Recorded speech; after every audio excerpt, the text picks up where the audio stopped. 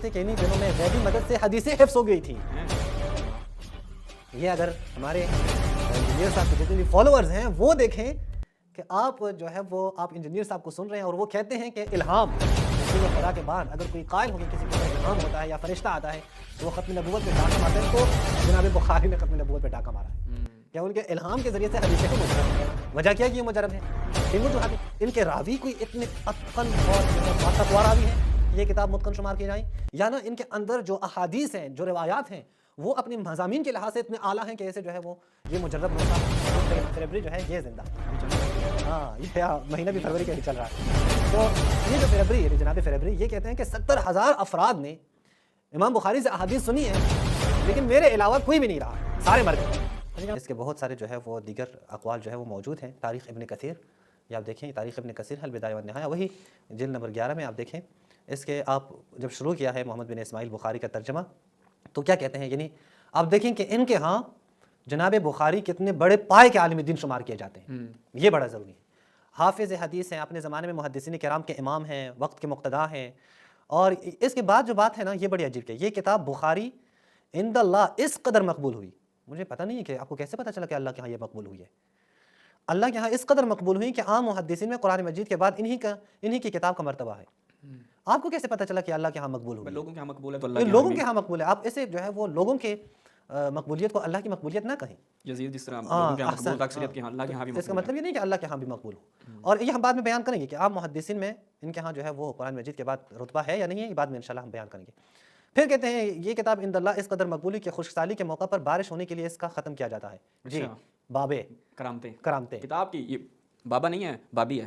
کتاب کی کرامتیں، کتاب کی کرامت ہے. اچھا چلے مترجم، یہ میں جو پڑھا تھا میں نے کہا شاید مترجم نے یہاں تصحیح کیوں کہ نہیں یہ کوئی ایسی بات ہوگی. نہیں، مترجم کہتا ہے کہ ہر اہم ضرورت کے موقع پر باخلاص نیت اس کا ختم مفید اور مجرب ہے.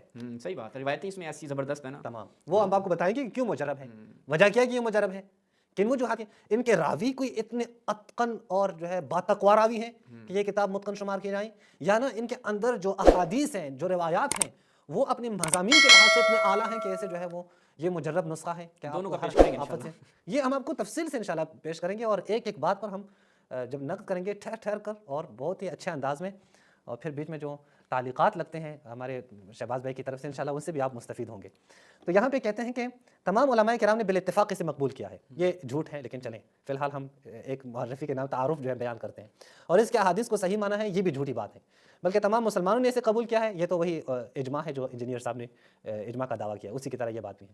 کہتے ہیں بچپن میں انتقال ہوا. یہ مکتب کا علم حاصل کرتے تھے کہ انہی دنوں میں غیبی مدد سے حدیثیں حفظ ہو گئی تھیں. یہ اگر ہمارے انجینئر صاحب کے جتنے بھی فالوورز ہیں وہ دیکھیں کہ آپ جو ہے وہ آپ انجینئر صاحب کو سن رہے ہیں اور وہ کہتے ہیں کہ الہام رسول خدا کے بعد اگر کوئی قائل ہو کے کسی کے اوپر الہام ہوتا ہے یا فرشتہ آتا ہے تو وہ ختم نبوت پہ ڈاکہ مارتا ہے. تو جناب بخاری نے ختم نبوت پہ ڈاکہ مارا ہے. کیا ان کے الہام کے ذریعے سے حدیثیں حفظ ہو رہی ہے. کیا بات ہے. یعنی یہ نہیں کہیں اس کو ہم جو کہیں، اس کو ہم کیا کہیں، آپ اس کو کیا لوگوں کے سامنے کیا پیش کریں گے. یہی بات کوئی اور کریں آپ مذاق اڑاتے ہیں. یہی باتیں جناب امام بخاری کے بارے میں کی گئی ہیں، امام بخاری نے بیان کی ہیں، آپ وہاں پہ کچھ بھی نہیں کہتے ہیں. البتہ یہ خود امام بخاری سے حدیث بھی موجود ہیں، وہ کہتے ہیں نہیں مجھے الہام کے ذریعے سے یہ حدیث جو ہے وہ بیان کی گئی ہیں. صحیح بات ہے، ہو سکتا ہے. اچھا اس سے بڑھ کر صرف 16 برس کی عمر میں مشہور کتابیں ختم کر لی تھی. یہاں تک کہ بعضوں نے کہا کہ صرف 7 برس کی عمر میں، یہ شہباز بھی بڑی عجیب سی بات ہے، صرف 7 برس کی عمر میں 17,000 حدیثیں انہیں حفظ ہو چکی تھیں. صحیح بات. الہام ہے نا، الہام میں آپ 7 سال کی عمر میں، وہ 7 برس کی عمر میں 17,000 احادیث حفظ کر سکتے ہیں. الہام میں تو پھر آپ کچھ نہیں کہہ سکتے. الہام میں تو آپ کچھ بھی نہیں کہہ سکتے. کیا کریں، 1,000 سے زیادہ شیوخ سے انہوں نے حدیثیں نقل کی ہیں. اچھا اس سے بڑھ کر یہ جو بڑی ہنسنے والی بات ہے وہ یہ ہے شہباز بھائی، خطیب بغدادی نے آپ کے شاگرد فیبری، یہ فیبری کے اوپر ہم بات کریں گے. اصل میں ابھی سارے موضوعات وہ آ رہے ہیں نا تو ایک ایک کو ابھی اس وقت ہم نہیں کھول سکتے، بعد میں انشاءاللہ ان سب موضوعات پہ بات کریں گے. آپ کے شاگرد فیبری سے روایت ہے کہ میرے ساتھ تقریباً 70,000 افراد نے امام بخاری سے احادیث سنی ہے. 70,000. خوب وہ 70,000 کہاں ہیں؟ مگر اب میرے سوا کوئی دوسرا ناقل زندہ نہیں رہا، سارے مر گئے ہیں، صرف یہ فیبری جو ہے یہ زندہ ہے. ابھی چل بھی فروری رہا ہے. ہاں یہ مہینہ بھی فروری کا ہی چل رہا ہے. تو یہ جو فیبری ہے جناب فیبری یہ کہتے ہیں کہ 70,000 افراد نے امام بخاری سے احادیث سنی ہے لیکن میرے علاوہ کوئی بھی نہیں رہا ہے، سارے مر گئے ہیں. اچھا یہاں پہ مجھے ایک واقعہ یاد آتا ہے لیکن میں ان کے نام نہیں لیتا، آپ سب جانتے ہیں. وہ ایک شخص کہہ رہا تھا کہ مجھے حلہ سے فون آیا ہے. حلہ سے جو عراق کا شہر ہے، کہہ رہے مجھے فون آیا کہ 40 سال پہلے اللہ کے ایک مقرر نے خطیب نے کہا کہ فلاں جگہ سے، جہاں سے وہ خود موجود تھا نا، فلاں جگہ سے حق کی دعوت دی جائے گی، جب حق کی دعوت دینے لگے کوئی وہاں سے دعوت دینا شروع ہو جائیں تو تم سب لوگ لبیک کہو، اس کی دعوت کو قبول کر لو۔